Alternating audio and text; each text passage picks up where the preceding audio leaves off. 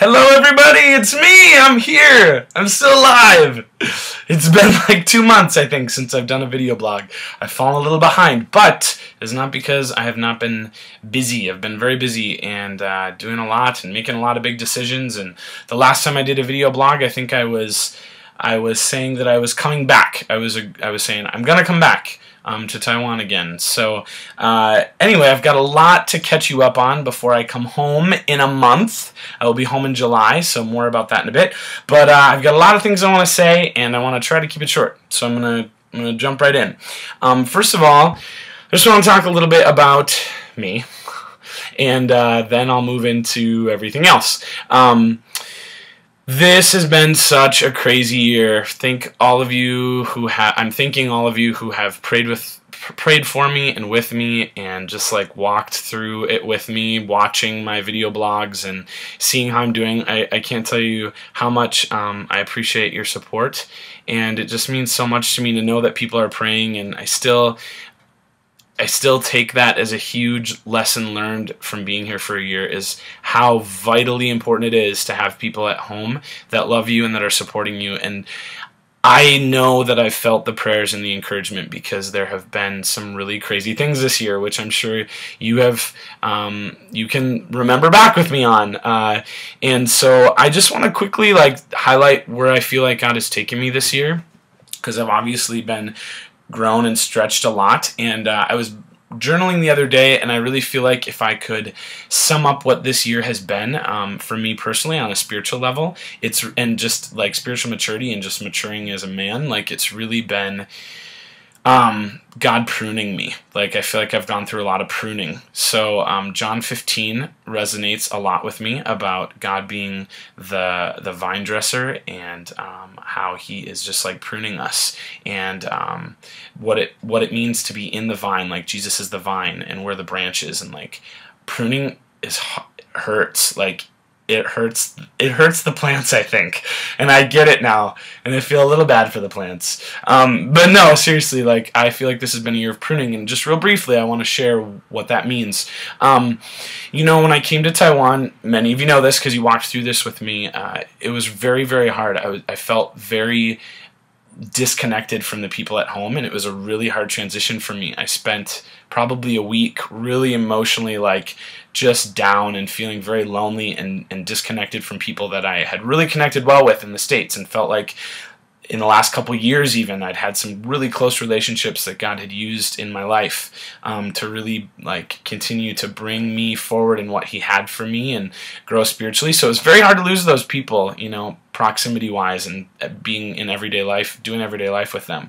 So that was really hard, and I really felt a lot of loneliness in that. And then again in December, when my friend Wes died, really cool guy that was plugged into our ministry and was a worship leader and was my Chinese teacher, was giving me Chinese lessons. He died, and that was really, really hard, and some of you walked through that with me, and I knew that there was something spiritually happening because of how much it hurt and how deeply it hurt to lose somebody, and I didn't realize it then, but I was definitely spiritually grieving and mournful, and there was a lot of pain there spiritually, I felt like. And then I moved forward in the year, and then more recently, I found myself in this really unhealthy relationship that I needed to break away from, and it was very hard and painful to break away from that. Really hard and painful to break away from, but it was at that really lowest low, probably the hardest, because it was just so drawn out.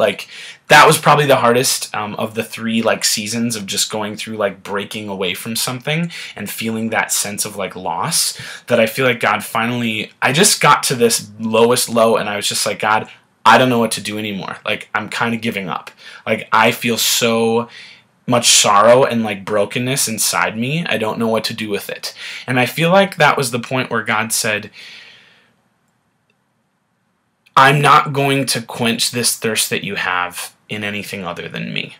I don't know if that makes sense, but I feel like it finally was apparent to me that God was saying, I want you, I want you, and you're not gonna, your thirst will not be quenched in anything else. And as hard as it was to see that, I can look back on it now, and even in that time, I could look at it and realize what an amazing blessing and how much of God's grace and mercy was in that.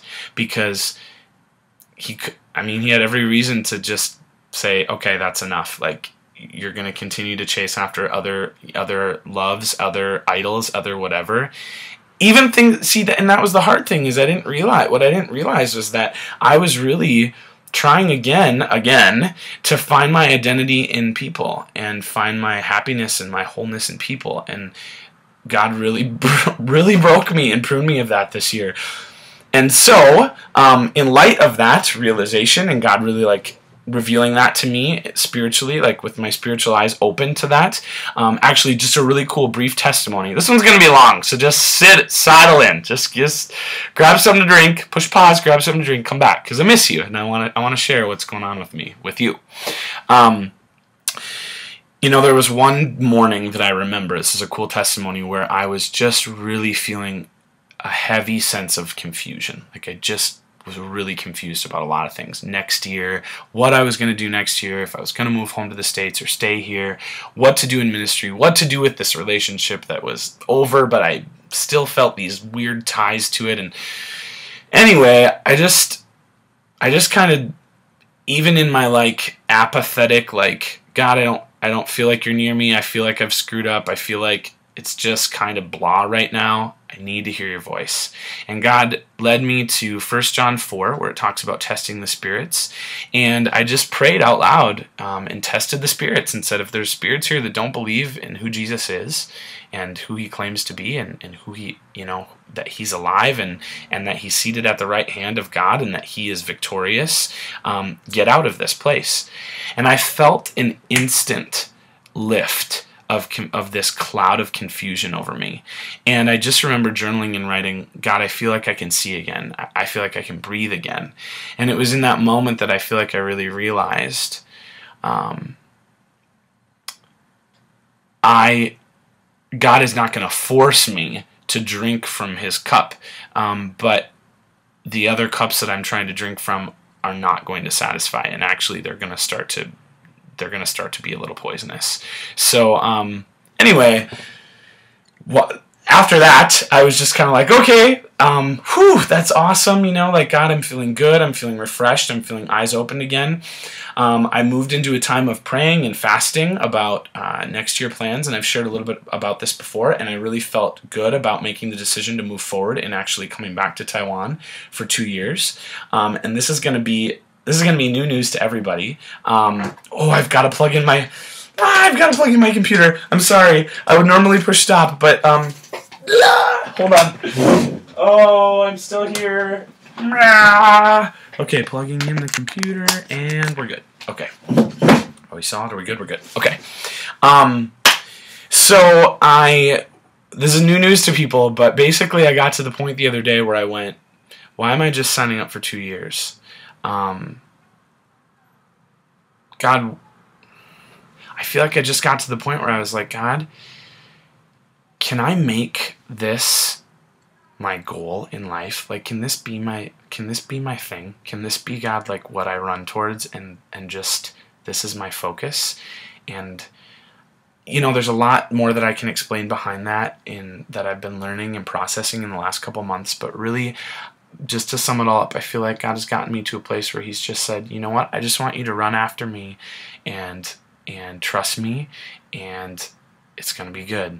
And when it's time to move you in another direction, then that's what we'll do. So, I love you, Mom. I love you, Dad. I love you, siblings. And I'm sorry that you're hearing this through this vlog, but I'm just going to stay. I'm just going to stay, and I'm going to sign up for 4 years now. And I'm going to explain to you in a minute why. But the 4 years is a secondary thing. Really, I'm here. Like, I'm here until God moves me somewhere else. And it's taken a while to get to that point, but I'm excited to be at that point. And I know that as long as I'm keeping God at the center and I'm pursuing him, and I pray that you continue to pray for me in that to go in that direction, because I'll tell you, that is the narrow road, I think, that God talks about, that Jesus talks about, is that is the narrow road. That is not the way that we typically go. It's not safe, it's not calculated, it's a little freaky. So anyways, that's where I'm headed. So I'm really excited. I want to explain a little bit about that. Whew, that was a lot. Okay, I'm staying for 4 years or more. So I want to just back up for a second and explain the ministry, what the ministry is. I've wrote about it, but I want to explain it, because I want to explain why I'm staying long term, what it's going to look like, so you get an idea. So I'm going to try to be real brief and give you a few little visuals, okay? My buddy Chris and his wife, Jamie, moved out here to Sheeman back in 2008. God had given a vision to some other people in the Christian and Missionary Alliance, which is an evangelical denomination, which started in maybe Canada or the United States, somewhere in North America. Anyway, A.B. Simpson was the founder, and anyways, there's always been this vision for the CMA to go out to spread the gospel to all the nations, making disciples. That's the call that they've answered, that A.B. Simpson felt really clearly from God to answer, and that's been the CMA's mission and their vision. And so, Envision, this program that I'm a part of, was started a few years back by a couple guys in the CMA who really wanted to see a non-traditional or creative access way of going out as missionaries in teams and sharing the gospel. So it looks different in all of the different locations. There's 14 locations around the world right now, all around the world. And the one here in Sheeman, the one that we're in, is unique in that we have a ministry that's threefold. And basically what it looks like is we have a coffee shop, and the coffee shop is located in a very urban area with a lot of people that are in their teens and 20s and 30s. So it's very, it's in a spot that really hits that demographic, and it's a very American style coffee shop. We have coffee and tea, but we also have food, some food that we make, some American style food that we make, some muffins and sandwiches and stuff. You should come try them, actually. They're really good. Come visit me and try them. I'll even make them for you. But yeah, anyways, we have this coffee shop, and the coffee shop also, it's 2 floors, and it also houses a church. So on the upper floor, we use it as a coffee shop during the week, and then it's the church on Sundays. And then there's a basement level that we have like a prayer room and a ministry room, and that's like throughout the week we use for ministry stuff. Anyway, the coffee shop is kind of like our first part of the ministry, like the first step of introducing the ministry, like getting involved in the community. So I'm forgetting the verbiage right now, sorry, but basically it's like the coffee shop is that first connection that we have with people. So we invite them in, we invite them to activities that we have, things that we're doing, like language exchanges that are free for people in the community that want to come practice their English with English speakers. We have different events that we do, like we have these salsa lessons that we have sometimes, and like just crazy cool stuff, like to connect with the community, to really make that first connection with people. And it's anything from the big activities to people coming in and grabbing a coffee. Like I've got amazing testimonies that I can share that I've seen this year, but that I've heard of from previous years, of people that literally walked by, grabbed a cup of coffee, and now they're Christians, and they're in our ministry, and they're doing the finances. Like it's crazy how God has used this like beginning access point to really reach out to people in the community. Secondarily then is the church. So then we invite them to come to the church and be involved in church ministries, and come to small groups and be involved in our Action for Jesus ministry, which is out, we reach out to homeless people in the area, and people that we want to actually extend a branch out now into more human trafficking and sex trafficking, which is awesome. So there's a couple people in our ministry that want to really start that and get that going, which is sweet. So anyways, then there's the church. So that's the secondary part. We get people involved in the church to become the church. And then the third component, which we're really trying to build up right now, is to send people out. We have one lady that is actually going to be, she's telling me she's going to be heading out to Kenya to be a missionary to Kenya. So it's really cool to see the 3 elements of the ministry functioning. And, we really want to build up the third one to continue to send teams out and send people out. The name of the ministry is Aroma, because it's in Corinthians or Colossians about being the aroma of Christ. So it really works well because we have a coffee shop. So, you know, aroma, whatever. But anyways, it's really cool because now it's like spread the aroma out. You know, that's the third component. So Envision is cool because what that does is that's an access point for people from the States or around the world that want to come to Taiwan to do internships from anywhere from 6 weeks to a year to 2 years to 4 years, to come and intern and be a part of the ministry and help with growth and maybe, you know, answer the call to God bringing them here into full-time ministry or bringing them somewhere else into full-time ministry. But it's a really unique program. It's really cool. So there's this Envision kind of subsector too of the ministry that we facilitate to get people here from the States doing ministry with us. So it's pretty volunteer based. We have a few actually paid workers in the coffee shop, but most of our coffee shop workers make very low wages, the ones that are paid, and then most of the rest of us volunteer. Like I volunteer 2 nights a week in the coffee shop.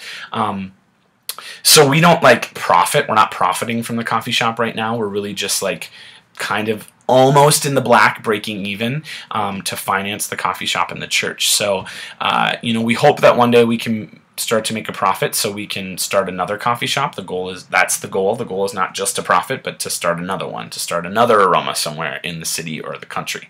So, Taiwan is amazing. Like the people here, what God is doing here, it's this little place, this little tiny island, but God has such big, I've just heard people's hearts on things that they feel like God has spoken to their hearts and spoken to their spirits about what God has for Taiwan and like the heart that God has for Taiwan and for all the nations, but like what God wants to do in and through Taiwan. So it's so exciting to see people, to see Taiwanese people coming into the coffee shop, coming into the church, having transformed lives, and then like becoming the church and wanting to go out. And it's just, it's such a cool thing to be a part of.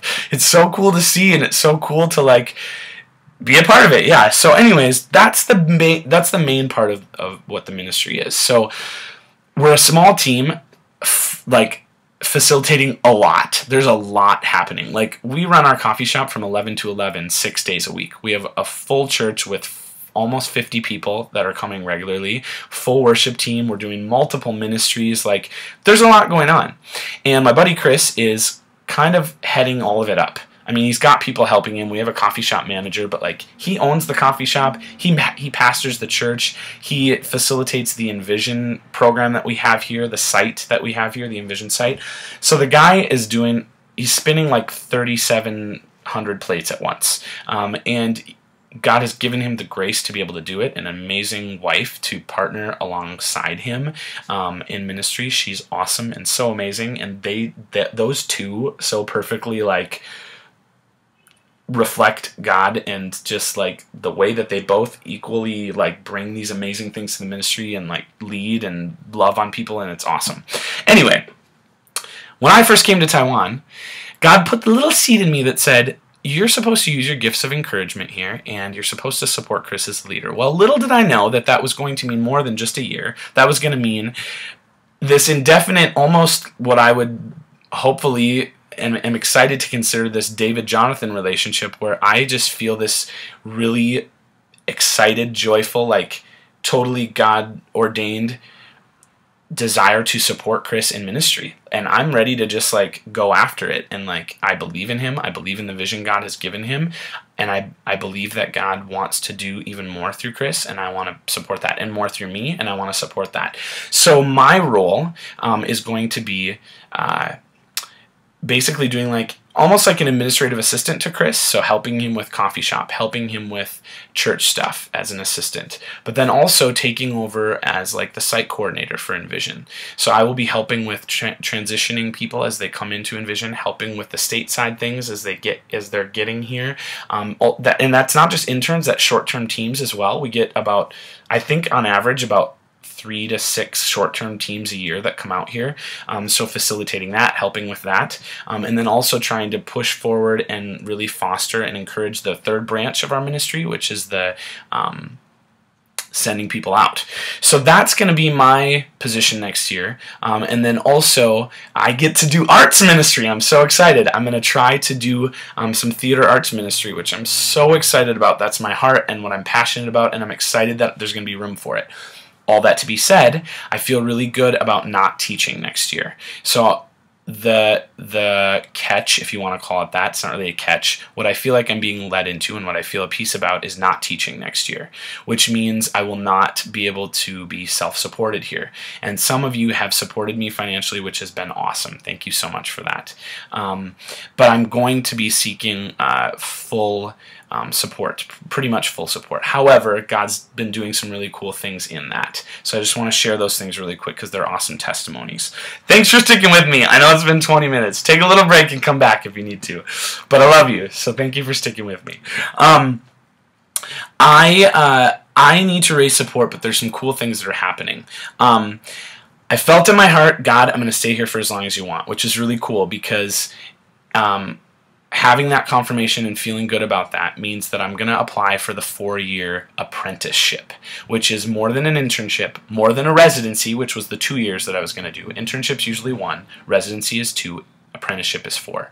Apprenticeship looks a little different. I'm not accredited, but I do go through some processes of kind of accreditation through the CMA, and there's some benefits to signing up for 4 years. One of those being forgivable loans for my student loans. So over those 4 years, my student loans will be forgiven, which is amazing. Like, I don't even know. I'm still like in shock over that. Like, that my loans will be forgiven because I'm going to be doing service, you know, for the CMA here. So I realized before I sent out this video blog that I neglected to mention that part of the 4-year apprenticeship that I will be signing up for also includes 1 year of paid language learning. So I'll get 1 full year of language paid for, which is awesome. So that's another amazing blessing of the 4-year apprenticeship. So that's awesome. Huge testimony there. I just found out about that the other day. Secondarily, my job that I have right now, I don't want to go back to teaching, but I have said if I did teach, I would only want to teach junior high. Well, the thing with being in Taiwan is that when you're here as a foreigner, you need what's called an ARC, which is an Alien Resident Visa. I think C stands for certificate, but it's a visa. Anyway, without that, you have to leave the country every 90 days, which gets kind of expensive. I mean, it's only a couple $100, but when you span that over a year and then 4 years, we're talking, you know, upwards in $5,000–6,000 that I'm spending to go back and forth out of the country just for a visa run, right? Well, the nice thing about having a teaching job is that you get an ARC. So not only do you not have to do visa runs, you also will get insurance because wherever you're working is going to provide insurance for you. If I don't teach, I can get insurance through the CMA, but it's a little bit expensive. It's $100 a month. That's not bad, but it's $100 a month. $1,200 a year, you know, do the math. So we're talking, you know, altogether, not having an ARC over 4 years, somewhere upwards in maybe $10,000 that I'm going to have to just to do visa runs and ARC. Now, God's good. If He's calling me into this, He'll provide. I'm not worried about that. But I also believe that if God's going to bless me with an opportunity to alleviate some of my need for fundraising or make it a little less, then I'm going to pursue that possibility. So here's the cool thing. My work, track with me, I love you. My work emailed me the other day, my boss, and said, I know this is crazy, but I want to throw this at you and see what you think. Because I've already told them I'm not coming back. Thank you. It's been a good year, but I'm done. She said, what do you think about doing 1 junior high class, so 2.5 hours a week, and I'll provide you an ARC. I'll try to provide you an ARC. And it's in process right now, but the crazy thing about this is an ARC, typically you have to work, I believe the minimum is 10 hours. It might be 6, but I think it's 10. So to get me an ARC for only working 2.5 hours a week is crazy. No visa runs, no having to pay insurance. And 2.5 hours a week I would work, and I would have an ARC. So I'd be legal. I'd be a legal, you know, alien resident here. It's crazy. Like, if that works, that's amazing. So I'm praying through that. I would really like to say no teaching at all, but if this is the creative way for me to be able to keep an ARC, and I mean, I won't be making any sort of money to be able to support myself. I'll still have to raise money for support, but less support if I don't have to pay for visa runs and visa runs and insurance. So that's amazing. Pray for that. Pray for me. We're still trying to work it out. My boss isn't sure if it's going to work. She's trying to figure it out right now, but I told her I was interested. So, moving steadily along. Those are some cool things that are happening. Just some other testimonies I want to share about some cool ways that God's using me personally. Right now, I'm discipling this Taiwanese guy, who is just so excited to learn more about who God is and what it means for him to be a Christian, and wants to know more about the Bible, and it's just so cool to disciple him. So that's been awesome. I have the opportunity to just be plugged in and involved. I help with church setup, and I'm actually helping head discipleship now because the girl that was doing it is leaving, so I'm trying to head that up, the discipleship program that we have going at our church.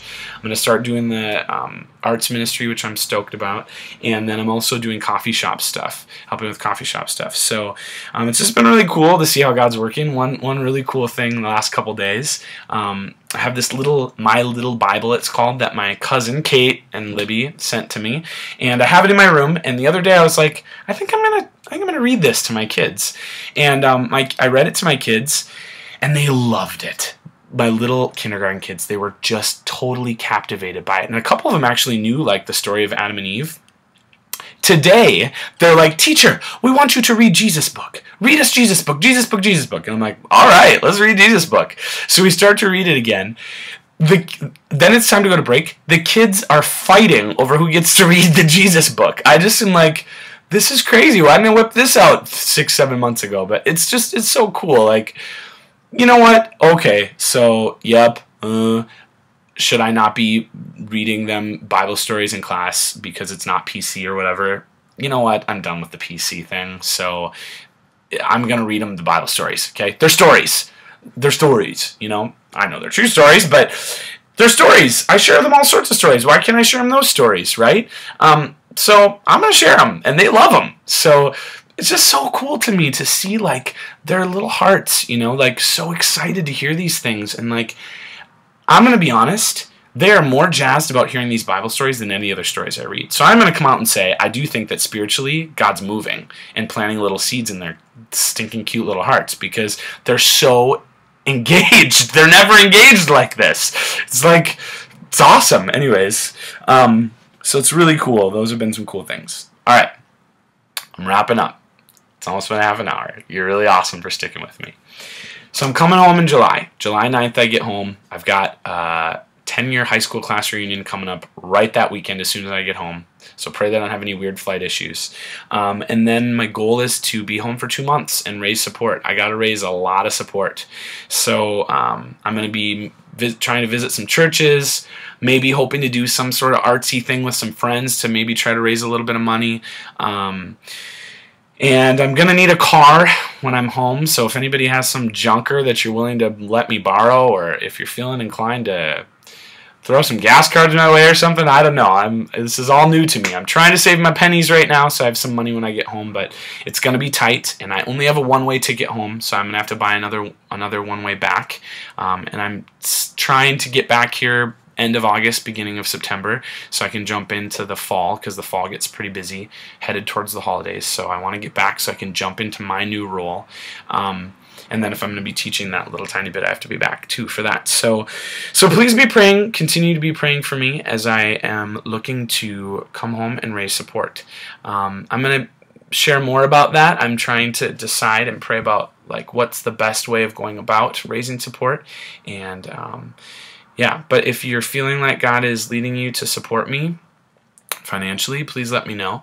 I know that He will provide. So I know that he's gonna stir in people's hearts, and He's gonna provide, and it's gonna be good. And I've said it before, and I'll say it again. You're supporting me financially is you on the ground here with me, because I know that God says where our treasure is, there our heart will be also. And I don't know. I'm kind of new at this. Like I don't really do support stuff. I'm sure there's PC ways of doing it, but I'm just gonna come out and say it. Like we've got one life, and I believe that God's called me to this, and And I firmly believe that that verse is true. Where is our treasure? Where are we putting our treasure? And I'll be real blunt with you, because I love you guys, and I know, because I'm coming from that. I'm coming from our culture into this one. We put a high value on our material things, and they're going to waste away. They're not worth it. They're not worth anything. And so put your treasure in what will last, and I want you to know that it will last. I'm seeing lives changing here.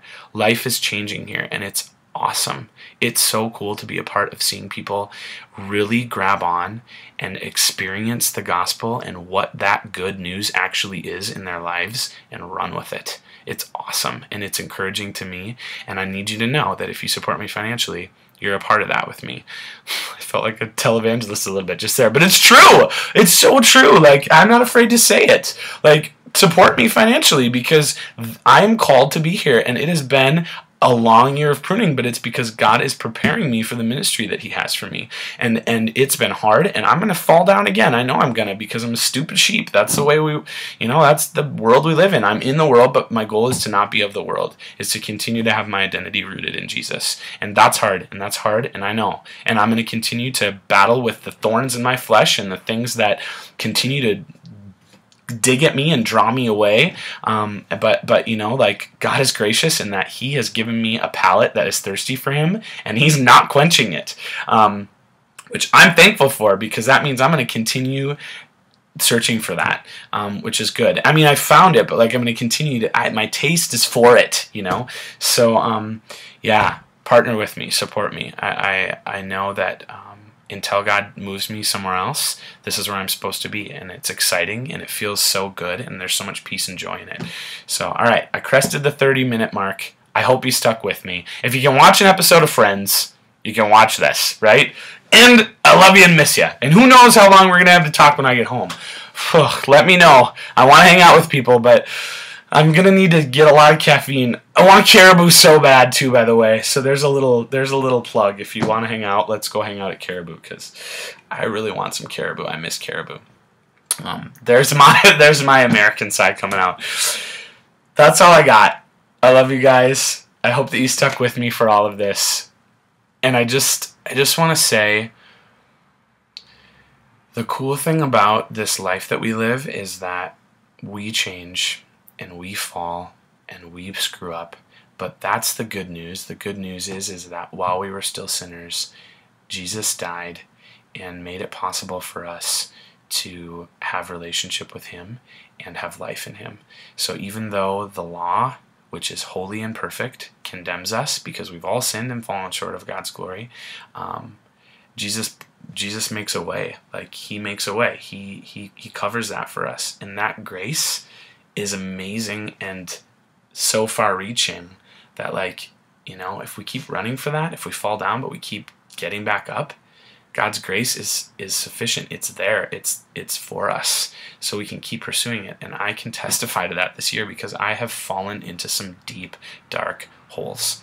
But God has been gracious, because He's been there with me, and He picks me up and helps brush me off, and we keep on going. And it's good, and I'm better for it.